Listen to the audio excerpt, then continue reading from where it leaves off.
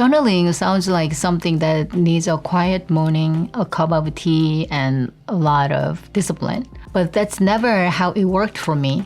One day, I asked myself if I wanted to share my tips with someone who's just beginning or someone trying to build a journaling habit, what would I honestly say? I started thinking about what helped me feel natural and at ease when I write. And I would like to show you what worked for me and what didn't, so that maybe you can find something that feels gentle and helpful for you.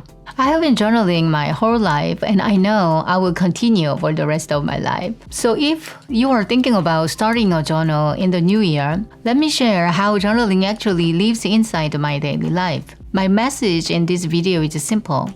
I want to remove the unnecessary barriers that make journaling feel hard and help it feel as natural and as easy as possible. And my approach is, again, simple. For me, journaling has never been about being perfect or disciplined. It stays close to my life, like a quiet friend I can turn to whenever I need. And just to mention that this isn't a general habit building video. And in this video, I'm simply sharing what worked for me and what doesn't. And in the hope that it helps you enjoy journaling and receive all the benefits that comes with it. So first, I would like to share how a journal becomes a part of my daily life and how can I write too often. Like really often, I write very, very often, many times a day. So if someone asks me, Moon, how have you been able to journal for so many years? And my answer is again simple. Because my journal is always with me. In the same way, I carry my phone. And this is my first tip for building journaling habit. We don't think twice about bringing our phones everywhere, right? To the kitchen, to the car, from room to room. And my journal become like that too. So because it's always with me, writing happens naturally. It's not from discipline, it's not from motivations, not from routines, just from the closeness because I always have it. And if I had to choose one thing that supported my journaling habit the most, it would be this. Again, this is the only one message. It's that my journal is always within my arm's reach. And wherever I go, always carry it. And when something is near you naturally reach for it. And I don't keep my journal in a special spot or any location. It moves with me in my bag, on the counter, and on the desk. And when it's close, even the tiniest moment becomes a chance to write because it's right there. You just open and write. So it removes the small friction of having to go find it. And somehow that alone makes a huge difference. So first I'll share what didn't work for me. And then what actually worked for me to continue journaling in my life. So what didn't work for me, the first thing was scheduling journaling time. So it sounds wonderful to imagine a quiet routine, like early morning, I write with a cup of tea. But the real life doesn't always work that way. For me, the moment the journaling becomes a scheduled appointment, I tend to miss it. And then it starts to feel like an obligation or like scheduled appointment. So if scheduling your journaling time makes you stressed, please don't do that. You don't need to. You don't need a journaling time on your calendar. And instead, write at any free time. Whenever you have a free moment, just open and write it.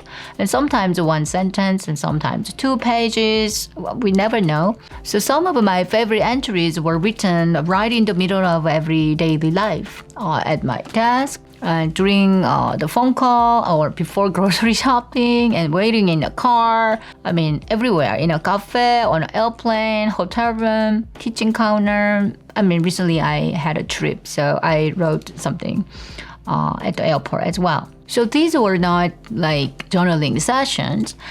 They were just little moments when my journal happened to be nearby and then I open and write. Over time, the closeness became the habit. And second thing didn't work for me is dividing journals into sections. And I once created sections like goals, and then like this much reading and reflections and work, etc.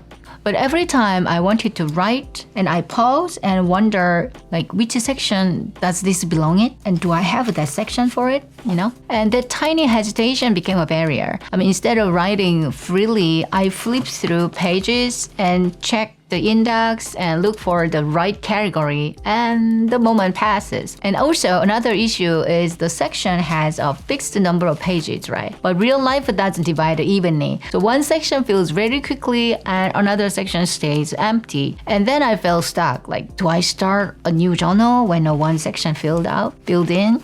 Or do I force myself into leftover empty pages? And it created more stress than comfort, to me. So what I do now is I just pick one empty journal book and I write from page 1 to the last page. And if I want to make a topic and I add a small heading on the top, and that's it. So no sections and no systems to maintain and just natural writing. And in the beginning of creating journaling habit, removing structure lowers the barrier close to zero. So I really think it will help you.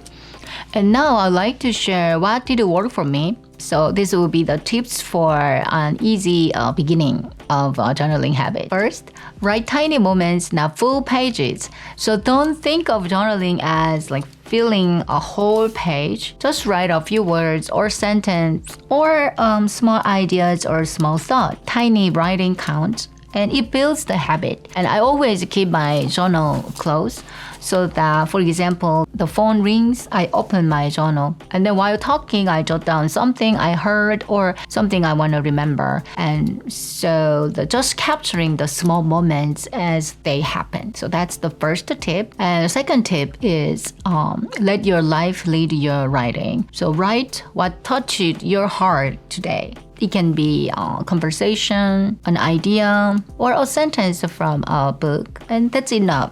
So some days I write a lot, some days almost nothing, and that's totally okay. So if you want to write with a pencil, every day different, right? So if you want to write with a pencil, write with a pencil. If you want to scribble. And this is your journal and your record of your life. So no comparison and no pressure to even decorate it if you don't want to. And I really hope you feel total freedom on your journal pages. And then the third tip is no guilt on skipped days. Some days, like everything pours out. And some days, it's just a simple fact of daily life, and both are okay. We change every day, and our writing does too. So embrace your own pace. So I shared the 3 tips, right? So these tips are about accepting your life as it is, and then letting journaling be like soft companion, like a best friend you can return to whenever you are ready. So a few years ago, one time I was on medical leave for a week, and the only thing I could do was write in my journal.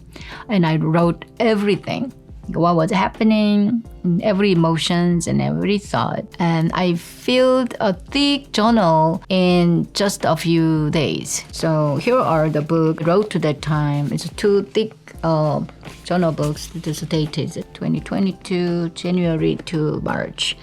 So I filled up these 2 journal books when I go through the medical episode. And as the pages filled, my mind became clearer.